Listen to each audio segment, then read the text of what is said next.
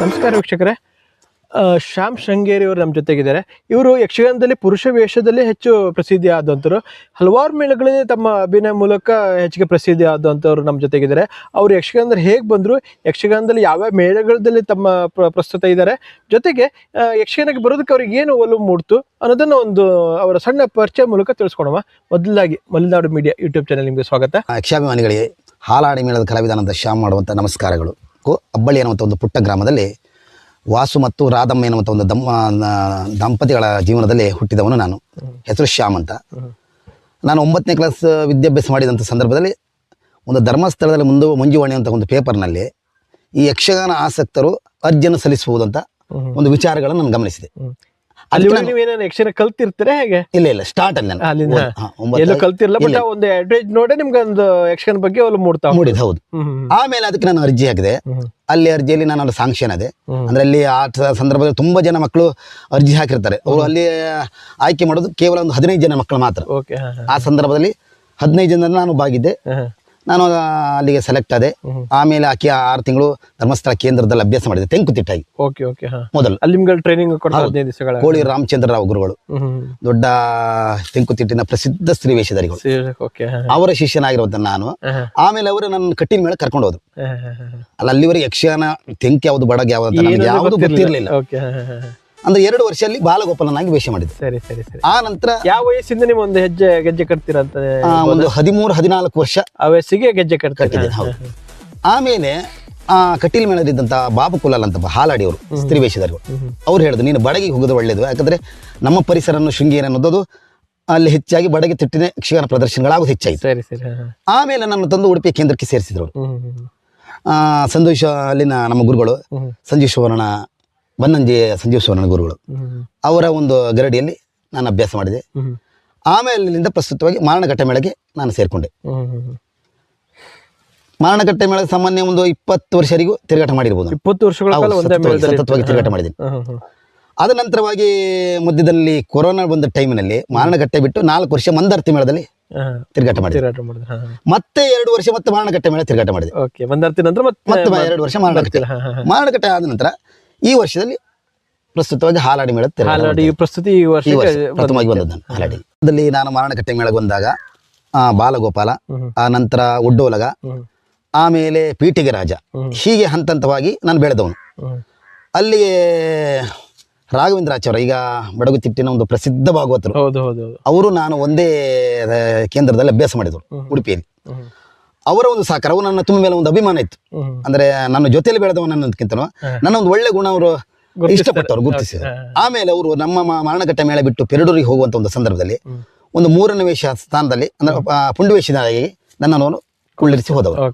ಆಮೇಲೆ ಆ ಹಂತವಾಗಿ ನಾನು ಬೆಳೀತಾ ಬಂದೆ. ಸುಮಾರು ಒಂದು 25 ವರ್ಷಗಳ ಕಾಲ ನೀವು ಯಕ್ಷಗಾನ ಮೇಳದಲ್ಲಿ ಇದ್ದೀರಾ. ಹೌದು. ನಿಮಗೆ ಯಾರೆಲ್ಲ ಒಂದು ಸಹಕಾರ ನೀಡಿದಾರಂತ ಈ ಸಂದರ್ಭದಲ್ಲಿ ಹೇಳ್ಬೋದಾ? ಖಂಡಿತವಾಗಿ.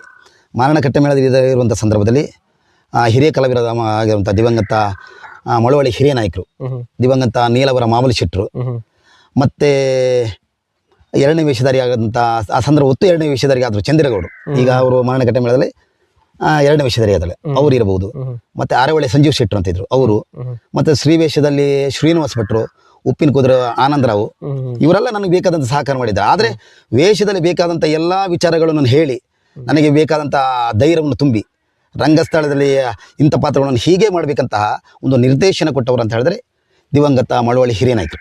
ಆಮೇಲೆ ಮಾರಣಕಟ್ಟೆ ಮೇಳ ಇರುವಂಥ ಸಂದರ್ಭದಲ್ಲಿ ನಮ್ಮ ಯಜಮಾನರಾಗಿರುವಂಥ ಮಂಜೇಶ್ ಶೆಟ್ಟರು, ಚಿತ್ತೂರು ಮಂಜೇಶ್ ಶೆಟ್ಟರು, ಅವರಿಗೆಲ್ಲ ರೀತಿ ಬೇಕಾದಂತ ನಮಗೆ ಪ್ರೋತ್ಸಾಹ ಕೊಟ್ಟಿದ್ದಾರೆ. ಯಾಕಂದ್ರೆ ನಮ್ಮಲ್ಲಿರುವಂಥ ಒಳ್ಳೆತನವನ್ನು ಗಮನಿಸಿ ಒಳ್ಳೆ ಹುಡುಗಂತ ಹೇಳಿ ರೀತಿಯಲ್ಲಿ ಎಲ್ಲ ರೀತಿಯಲ್ಲಿ ಬೆಳೆಸಿದ್ದಾರೆ. ಅದೊಂದು ಸಂತೋಷದ ವಿಚಾರ. ಆಮೇಲೆ ಮಾರಣಕಟ್ಟೆ ಮೇಳ ಮೆಟ್ಟ ಮೇಲೆ ನಾನು ಮಂದಾರ್ತಿಗೆ ಹೋದೆ. ಮಂದಾರ್ತಿಯಲ್ಲಿ ಹೋದಾಗೂ ಅಷ್ಟೇ ಹಿರಿಯ ಕಲಾವಿದ ನಾರಾಡಿ ಬೋಶೆಟ್ರು, ಮತ್ತೆ ಮಂದಾರ್ತಿ ರಘುವಣ್ಣ, ಸುಬ್ರಹ್ಮಣ್ಯ ಆಚಾರ್ಯ ಅವರು, ದಿವಂಗತ ಈಗ ಭಾಗವತ ನಮ್ಮಲ್ಲಿ ಇಲ್ಲ, ಅವ್ರ ಜೊತೆಲಿ ಇಲ್ಲದೆ ಇರ್ಬೋದು, ದಿವಂಗತ ಸುಬ್ರಹ್ಮಣ್ಯ ಆಚಾರ್ಯರು ಭಾಗವತರು, ಅವರೆಲ್ಲ ಒಂದು ರೀತಿ ನಮಗೆ ಸಹಕಾರ ಕೊಟ್ಟಿದ್ದಾರೆ ಅಲ್ಲಿದ್ದಾಗ. ಮತ್ತೆ ನಡೂರು ದಿನಕರಣ್ಣ, ಮತ್ತೆ ಭಾಷೆ ವಿಚಾರದಲ್ಲೇ ನನಗೆ ಹೊಳೆಕೊಪ್ಪ ಜಯಣ್ಣ ಅಂತ ಸ್ತ್ರೀ ವೇಷಧಾರಿಗಳು, ಅವರು ಹೀಗೆ ಇಂಥ ವೇಷಗಳನ್ನು ಹೀಗೆ ಮಾಡಬೇಕಂತ ಅಲ್ಲಿಗೂ ಸಹ ಬೇಕಾದಂಥ ಒಂದು ಮಾರ್ಗದರ್ಶನ ಕೊಟ್ಟಿದ್ದಾರೆ. ಅವ್ರನ್ನೆಲ್ಲ ಈ ಸಂದರ್ಭದಲ್ಲಿ ಖಂಡಿತವಾಗಿ ನಾನು ನೆನಪಿಸಿಕೊಳ್ಳಲೇಬೇಕು. ಆಮೇಲೆ ಈಗ ನಾನು ಹಾಲಾಡಿ ಮೇಳಕ್ಕೆ ಬಂದಿದ್ದೇನೆ. 1 ವರ್ಷ ಆಯ್ತು. ಒಂದು ವರ್ಷ ಆಯ್ತು. ಇಲ್ಲಿವರೆಗೆ ನಾನು ಪೌರಾಣಿಕ ಪ್ರಸಂಗದಲ್ಲೇ ವೇಷ ಮಾಡ್ಕೊಂಡಿದ್ದು. ಇದು ಪ್ರಸ್ತುತವಾಗಿ ಹೊಸ ಪ್ರಸಂಗ. ಹೊಸ ಪ್ರಸಂಗ ನಿಮ್ಗೂ ಕಲಿಕೆ ಅವಕಾಶಗಳು. ಆದ್ರೆ ನನಗೆ ಬರುವಾಗ ಒಂದು ಭಯ ಇತ್ತು, ಅಂದ್ರೆ ಹೊಸ ಪ್ರಸಂಗದಲ್ಲಿ ಯಾವುದೇ ರೀತಿಯಾದ ವೇಷ ಮಾಡಿದವ ನಾನು ಅಲ್ಲ, ಎಲ್ಲ ಪೌರಾಣಿಕದಲ್ಲೇ ವೇಷ ಮಾಡ್ಕೊಂಡಿದ್ದವನು. ಇಲ್ಲಿ ಏನಾದ್ರೂ ಸಮಸ್ಯೆಗಳಾಗ್ಬೋದು ಅಥವಾ ಹೊಸ ಪ್ರಸಂಗದಲ್ಲಿ ಆ ರೀತಿಯಾಗಿ ನಾನು ಅದಕ್ಕೆ ಬೇಕಾದ ಪಾತ್ರಕ್ಕೆ ಜೀವ ತುಂಬಲು ಸಾಧ್ಯ ಉಂಟು ಅಂತ ಒಂದು ರೀತಿ ಭಯ ಇತ್ತು. ಆದ್ರೆ ಬಂದಂತ ಸಂದರ್ಭದಲ್ಲೂ ಒಳ್ಳೆ ವೇಷವು ಸಿಕ್ಕಿತು. ಈ ಪ್ರಸಂಗದಲ್ಲಿ ಒಂದು ಕಾಳಿಂಗ್ ಅಂತ ಒಂದು ಖಳನಾಯಕ, ನಂತರ ಅವನು ಆರಂಭದಲ್ಲಿ ಅವನ ಖಳನಾಯಕನಾಗಿದ್ರು, ನಂತರ ಅವನು ಒಬ್ಬ ಸಾತ್ವಿಕನಾಗ್ತಾನೆ ಅಂತ ಒಂದು ಪಾತ್ರ ಸಿಕ್ತು. ಆ ಪಾತ್ರಕ್ಕೆ ಏನು ಬೇಕು ನನ್ನ ಕೈಲಾದಂತ ಪ್ರಯತ್ನ ಮಾಡಿದ್ದೇನೆ. ಅದು ಜನರಿಂದನೂ ಸಹ ಆ ವೇಷ ಒಳ್ಳೇದು ಮಾಡಿದ್ದಾರೆ, ಶ್ಯಾಮ್ ಶೃಂಗೇರಿ ಅವರು ಅಂತ ಹೇಳ್ಕೊಡ್ತಾರೆ, ಅದೊಂದು ಗುರುತಿಸಿದ್ದಾರೆ. ಅದೊಂದು ಮನಸ್ಸಿಗೆ ತೃಪ್ತಿ ಉಂಟು. ಒಂದು ಪೌರಾಣಿಕ ಪಾತ್ರಗಳು ಮಾಡ್ತೀರಾ, ಜೊತೆಗೆ ಈಗಿನ ಹೊಸತನದನ್ನು ಮಾಡ್ತಾ ಹೋಗ್ತೀರಾ. ಹೌದು. ನಿಮ್ಮನ್ನ ಜನಗಳು ಜಾಸ್ತಿ ಗುರುತಿಸೋದು ಯಾವ ಪಾತ್ರದಲ್ಲಿ ಅಂತ ಹೇಳ್ಬೋದಾ? ಅಂದ್ರೆ ಪೌರಾಣಿಕದಲ್ಲಿ ಸಾಮಾನ್ಯವಾಗಿ ಸಾತ್ವಿಕ ವೇಷಗಳಿಗೆ ನನಗೂ ಇಷ್ಟ, ಜನ ಅದನ್ನು ಗುರುತಿಸುವುದನ್ನೇ. ಒಂದು ವಿಷ್ಣು ಇರಬಹುದು, ವಿಷ್ಣು, ನಾರದ, ಒಂದು ವತ್ಸಕ್ಯ, ಚಂದ್ರಹಾಸ, ಇಂಥ ಪಾತ್ರಗಳೇ ಜನ ನಾನು ಗುರುತಿಸಿದ್ದು. ಅದರಲ್ಲಿ ಆಮೇಲೆ ಒಂದು ಮಧ್ಯದಲ್ಲಿ ಈಗಾದ್ರೆ ಈ ವಾಟ್ಸಪ್, ಫೇಸ್ಬುಕ್ಗಳಂತ ಸೋಷಿಯಲ್ ಮೀಡಿಯಾಗಳಿತ್ತು, ಮೊದಲ ಕಡಿಮೆ ಅದರ ಇರಲಿಲ್ಲ. ಅದಿಲ್ಲದಂಥ ಸಂದರ್ಭದಲ್ಲಿ ನಾವು ಒಂದು ಸುದರ್ಶನ ವಿಜಯ ಅಂತ ಹೇಳಿ ಒಂದು ಪ್ರಸಂಗವನ್ನು ಟ್ರಯಲ್ ಮಾಡಿ ಮಾಡೋದು. ಅದು ಟೆಂಟ್ ಮೇಳದ ದೊಡ್ಡ ಪ್ರಸಂಗದ ಪ್ರಚಾರದಲ್ಲಿ ಇದ್ರು, ಮಾರಣಕಟ್ಟೆ ಮೇಳದಲ್ಲಿ ನಾವು ಆರಂಭದಲ್ಲಿ ತಂದದ್ದು ಸುದರ್ಶನ ವಿಜಯ. ಅದಕ್ಕೆ ಭಾಗವತರಾಗಿರುವಂತ ದಿನೇಶ್ ಶೆಟ್ಟಿ ಬೆಬ್ಡೆ ಅವರು, ನಾನು, ವಾಟರ್ ರವಿ ಶೆಟ್ರು ಅಂತ ಅವರು 3 ಜನ ಸೇರಿ ಅದನ್ನು ವಿಡಿಯೋಗಳನ್ನು ನೋಡಿ ಅದನ್ನೊಂದು ರೀತಿ ಬಾಯಿಪಟ್ಟ ಮಾಡಿ ಅಭ್ಯಾಸ ಮಾಡಿ, ಮತ್ತೆ ಆ ಸಂದರ್ಭದಲ್ಲಿ ನಾನು ಮಂಕಿ ಈಶ್ವರ ನಾಯ್ಕರಲ್ಲಿ ಅದಕ್ಕೆ ಬೇಕಾದಂತ ಆ ಮಾತುಗಳ ಜೋಡಣೆಗಳು, ಅಂದ್ರೆ ಪ್ರಾಸಬದ್ಧವಂತ ಮಾತುಗಳ ಜೋಡಣೆಗಳನ್ನು ಅವರಿಂದ ಕೇಳಿ ಬರ್ಕೊಂಡು ಅದನ್ನು ಅಭ್ಯಾಸ ಮಾಡಿ ಅದು 1 ವರ್ಷ ತುಂಬಾ ಓಡಿತ ಪ್ರಸಂಗ. ಎಲ್ಲಿ ಹೋದ್ರು ಸುದರ್ಶನ ವಿಜಯ ಆಗಿತ್ತು ಮಾರಣಘಟ್ಟೆ. ಒಂದು 2 ವರ್ಷ 3 ವರ್ಷ ಆ ಪ್ರಸಂಗವೇ.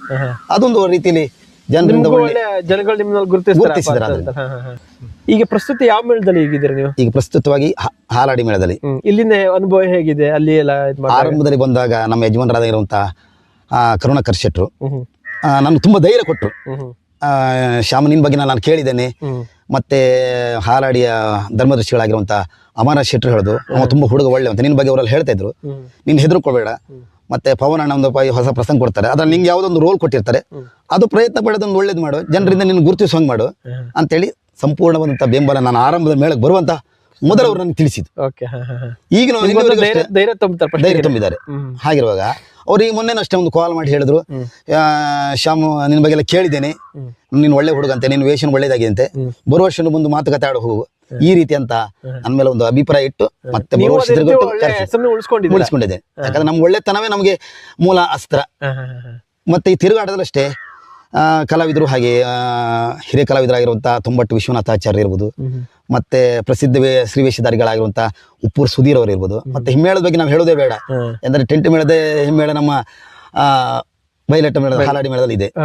ಮತ್ತೆ ಅವ್ರದ್ದೆಲ್ಲ ಒಂದು ಸಂಪರ್ಕದಿಂದ, ಅವರ ಒಂದು ರೀತಿ ಒಡನಾಟದಿಂದಾಗಿ ಒಂದು ಬೆಳವಣಿಗೆಗೂ ನಮ್ಗೆ ಮತ್ತೆ ಸಹ ಕಲಾವಿದರು ನಿಮ್ಗೆ ಒಳ್ಳೆ ಸಪೋರ್ಟ್ ಇದೆ ಅವರ ಒಂದು ಬೆಳವಣಿಗೆಯಿಂದ. ಮತ್ತೆ ಏನೇ, ಯಾಕಂದ್ರೆ ಸುಧೀರ್ ಅಂತ ಒಂದು ನಿರ್ದೇಶನ ಕೊಟ್ಟಂತ ಕಲಾವಿದ ಅಂತ ಹೇಳ್ಬೋದು. ಯಾಕಂದ್ರೆ ನಮ್ಗೆ ಈ ಹೊಸ ಪ್ರಸಂಗದಲ್ಲಿ ನೋಡ ಶ್ಯಾಮಣ್ಣ ನೋಡಿ ಹೀಗೆ ಮಾಡ್ಬೋದು ಅಂತ ಕೆಲವೊಂದು ವಿಚಾರಗಳಿಟ್ಟು ಹೇಳಿದ್ದಾರೆ. ಅವ್ರು ಹೇಳಿ ನಾವು ತಕೊಂಡ್ರಿಂದಾಗಿ ಜನ ವೇಷನ ಗುರುತಿಸಿದ್ದಾರೆ. ಅದೊಂದು ರೀತಿ ಸಂತೋಷದ ವಿಚಾರ. ಈಗ ನಿಮ್ಗೆ ಯಕ್ಷಗಾನದಲ್ಲಿ ಒಲವು ಹೇಗ್ ಮೂಡ್ತದೆ? ನಿಮ್ಗೆ ಮನೇಲಿ ಯಾರೋ ಪರಿಸರ ಆ ರೀತಿ ಯಕ್ಷಗಾನ ಪರಿಸರ ಇತ್ತು, ಅಥವಾ ಅಲ್ಲಿ ನಿಮ್ಮ ಊರಿನ ಪರಿಸರ ಯಕ್ಷಗಾನಕ್ಕೆ ಸೀಮಿತ? ಸಾಮಾನ್ಯವಾಗಿ ಶೃಂಗೇರಿ ಅಂತ ಒಂದು ಪರಿಸರ ಅದೊಂದು ಯಕ್ಷಗಾನದ ತವರೂರೇ. ಎಲ್ಲ ಹೆಚ್ಚೆಂದ್ರೆ ದಿವಂಗತ ಕಾಳಿನಾವುಡ್ರದ ಒಂದು ಪ್ರತಿಷ್ಠಾನ ಅಂತಾನೆ ಇತ್ತು ಶೃಂಗೇರಿ. ಅದರಿಂದ ಸಾಮಾನ್ಯ ಅಲ್ಲಿನ ವರ್ಗದವ್ರು ಆವಾಗ ಈಗ ಕಡಿಮೆ, ಆಗ ಯಕ್ಷಗಾನಕ್ಕೆ ಮಾರು ಹೋದವ್ರು ಹೆಚ್ಚು. ನಾನು ಅಷ್ಟೇ ಸಣ್ಣಗಿನಿಂದನೂ ಯಕ್ಷಗಾನದ ಹುಚ್ಚು, ಹೋಗು ನೋಡುವುದಂತ ಹುಚ್ಚಿತ್ತು. ಹಾಗಿರುವಾಗ ನಾನು 9ನೇ ಕ್ಲಾಸ್ ಓದ್ತಿರುವಾಗ ಈ ರೀತಿ ಧರ್ಮಸ್ಥಳದಲ್ಲ ಮಂಜುವಾಣಿ ಪುಸ್ತಕವನ್ನು ನೋಡಿ ಮನೇಲಿ ಯಾರು ನಮ್ಮ ಮನೆ ತಂದಲ್ಲಿ ಯಾರು ಯಕ್ಷಗಾನದವರಿಲ್ಲ. ಮನೆಯಲ್ಲೆಲ್ಲ ಸಪೋರ್ಟ್ ಮಾಡಿದ್ರೆ? ಸಪೋರ್ಟ್ ಅಂದ್ರೆ ನಮ್ಮ ತಂದೆ, ನಾನು ಬಾಲ್ಯದಲ್ಲಿ ನಮ್ಮ ತಂದೆ ತೀರೋದವ್ರು ಸಣ್ಣ ಇದ್ದಾಗನೇ. ಆಮೇಲೆ ನಮ್ಮ ಅಮ್ಮನೇ ನನ್ನ ಸಾಕಿದ್ದು. ಆದ್ರೆ ಎಲ್ಲರೂ ಹೇಳುದು ಅವನ ಅಮ್ಮನ ಬಿಟ್ಟು ಎಲ್ಲಿ ಹೋಗುದಿಲ್ಲ ಅಂತ. ನಾನು ಓದ್ತಿರೋದಷ್ಟೇ, ನಾನು ಹಾಸ್ಟೆಲ್ ಇದ್ದೆ, 5ನೇ ಕ್ಲಾಸಲ್ಲಿ ಹಾಸ್ಟೆಲ್ ಇದ್ದವನು ಸಹ ಹಾಸ್ಟೆಲ್ ಒಂದು ದಿನ ಇರಕ್ಕಾಗ್ತಿರ್ಲಿಲ್ಲ ನಾನು. ಅಂದ್ರೆ ನಾನು ಅಮ್ಮನ ಬಿಟ್ಟು ಇದ್ದವನೇ ಅಲ್ಲ. ಹಾಸ್ಟೆಲ್ ಏನು ಹೆಚ್ಚು ದೂರ ಇಲ್ಲ, ಒಂದು 15 ಕಿಲೋಮೀಟರ್ ಒಳಗೆ ಹಾಸ್ಟೆಲ್ ಇದ್ದದ್ದು, ಕೊಪ್ಪದಲ್ಲಿ ಹಾಸ್ಟೆಲ್ ಇದ್ದು. ಆದ್ರೂ ಬಿಟ್ಟು ಒಂದು ಮನೇಲೆ ಮನೇಲಿದ್ದೆ, ಮತ್ತೆ ಅಲ್ಲೇ ಶಾಲೆಗೆ ಹೋದೆ. ಆವಾಗ ನಾನು ಇಲ್ಲಿಂದ ಬಿಟ್ಟು ಯಕ್ಷಗಾನಕ್ಕೆ ನನ್ನ ಕೇಂದ್ರಕ್ಕೆ ಹೋದಾಗೂ ಸಹ ಇಡೀ ಊರಿನವ್ರು ಹೇಳಿದ್ರು ಅವನೇ ಇರುವುದಿಲ್ಲ, ಖಂಡಿತ ಇರೋದಿಲ್ಲ. ಯಾಕಂದ್ರೆ ಅವ ತಾಯಿ ಬಿಟ್ಟ 5 ನಿಮಿಷ ಇದ್ದವಲ್ಲ, ಅವನ ಅಮ್ಮನ ಬಿಟ್ಟು ಇದ್ದವನ್ನ ಹೇಗಿರ್ತಾನ ಅಂತ. ಆದ್ರೆ ಏನೋ ಒಂದು ಧೈರ್ಯ ಸೆಳಿತ ನಿಮ್ಮನ್ನು ಮೋಸ್ಟ್ಲಿ ಅಲ್ಲಿ ತಗೊಂಡು ಹೋಯ್ತು. ಆಮೇಲೆ ನಾನು ಮೇಳಕ್ಕೆ ಹೋದಾಗೂ ಸಹ ಅಮ್ಮ ನೆನಪಿನಲ್ಲೇ ಇದ್ದವನೊಂದು ನಾ ತುಂಬಾ ದಿನ ಅಂದ್ರೆ ಹಗಲೆಲ್ಲ ನಾನು ಅಮ್ಮನ ನೆನಪು ಮಾಡ್ಕೊಂಡು ಕಣ್ಣೀರು ಹಾಕ್ತಿದ್ದೆ. ಅಂದ್ರೆ ಅಲ್ಲಿದ್ದ ಕಲಾವಿದರಲ್ಲ, ಅವಾಗ ನಾನು ಸಣ್ಣ ಆದ್ರಿಂದ ಅಲ್ಲಿನ ಕಲಾವಿದರು ಈಗ ಧರ್ಮಸ್ಥಳ ಮೇಳದಲ್ಲಿ ಹಾಸ್ಯಗರು ಮಹೇಶ್ ಮಣಿಯಾಣಿ, ಪೆರ್ಮುದೆ ಜಯಪ್ರಕಾಶ್ ಶೆಟ್ಟಿ ಅವರೆಲ್ಲ ದೊಡ್ಡ ದೊಡ್ಡ ಕಲಾವಿದರು. ಅವರೆಲ್ಲ ನನಗೆ ಧೈರ್ಯ ತುಂಬ್ತಿದ್ರು, ಹೆದರ್ಕೊಳ್ಬೇಡ ಹಾಗೆ ಹೀಗಂತ. ಮತ್ತೆ ನನ್ನ ಎಬ್ಬಿಸುವುದು, ಸ್ನಾನ ಕರ್ಕೊಂಡು ಹೋಗುದು, ಸ್ನಾನ ಅವರು ಮಾಡಿಸಿದ್ದು ಉಂಟು. ಅಷ್ಟೆಲ್ಲ ನಾನು ಅವರೆಲ್ಲ ಬೆಳೆಸಿದ್ದಾರೆ.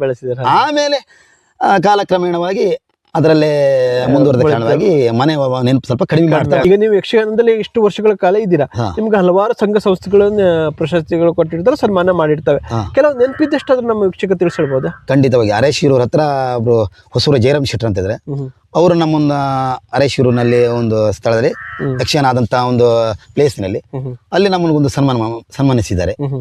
ಆಮೇಲೆ ನಮ್ಮ ಮನೆ ಹತ್ತಿರವೇ ಹಾಲಾಡಿ ಮೇಳದ ಆಟ ಆದಾಗ ಹಾಲಾಡಿ ಮೇಳದ ಒಂದು ವೇದಿಕೆಯಲ್ಲಿ ನನ್ನನ್ನು ಕರೆಸಿ ಸನ್ಮಾನ ಮಾಡಿದುಂಟು. ಮತ್ತೆ ಅಲ್ಲೇ ನಮ್ಮ ಊರಿನಲ್ಲೇ ಸುತ್ತಮುತ್ತ ಕೆಲವು ಕಡೆ ಸಂಘ ಸಂಸ್ಥೆಗಳೆಲ್ಲ ನನ್ನನ್ನು ಗುರುತಿಸಿ ಸನ್ಮಾನ ಮಾಡಿದೆಲ್ಲ ಉಂಟು. ನಮ್ಮ ಊರಿನಲ್ಲಿ ನಾನು ಅಪರೂಪದ ಕಲಾವಿದ ಆಗಿದ್ದು. ಅಂದ್ರೆ ನಮ್ಮ ಊರಿನಲ್ಲಿ ಬೇರೆ ಯಕ್ಷಗಾನ ಕಲಾವಿದಾಗಿ ಯಾವುದೇ ಮೇಳಗಳಲ್ಲಿ ತಿರುಗಾಟ ಮಾಡಿದವರಿಲ್ಲ ನಮ್ಮ ಊರಿನಲ್ಲಿ. ಅದರಿಂದಾಗಿ ನಮ್ಮ ಊರಿನ ಪ್ರತಿಯೊಬ್ಬರು ಸಹ ಒಬ್ಬ ಯಕ್ಷಗಾನ ಕಲಾವಿದ ಅಂತ ಒಂದು ಹೆಮ್ಮೆಯಿಂದ ಹೇಳ್ಕೊಡ್ತಾರೆ. ಅವರ ಸಹಕಾರ ಸದಾ ನನಗುಂಟು. ಅದೊಂದು ರೀತಿ ನನಗೆ ಸಂತೋಷದ ವಿಚಾರ. ಊರಿನ ಸಹಕಾರ ಮುಖ್ಯ. ಖಂಡಿತವಾಗಿ ಸಹಕಾರ ಇತ್ತು.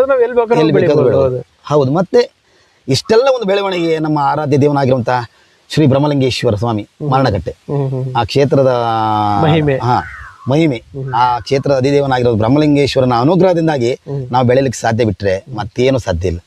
ಒಂದು 25 ವರ್ಷಗಳ ಕಾಲ ಹೆಚ್ಚಿಗೆ ನೀವು ಯಕ್ಷಗಾನದಲ್ಲಿ ಪಯಣದಲ್ಲಿ ಇದ್ದೀರಾ. ನೀವು ಯಕ್ಷಗಾನ, ಆಗಿನ ಯಕ್ಷಗಾನ, ಈಗಿನ ಯಕ್ಷಗಾನಗಳ ನೀವು ಒಂದು ನೋಡಿರ್ತೀರಾ.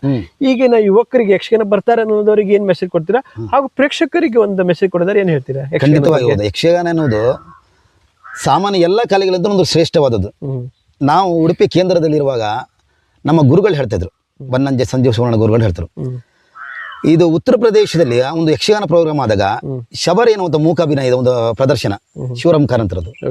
ಅಲ್ಲಿ ಎಲ್ಲ ನಮ್ಮ ದೇಶದ ಎಲ್ಲ ರಾಜ್ಯದ ಒಂದೊಂದು ಕಾರ್ಯಕ್ರಮಗಳು ಬಂದದ್ದು. ಕರ್ನಾಟಕದಿಂದ ಯಕ್ಷಗಾನ ಹೋಗಿದೆ.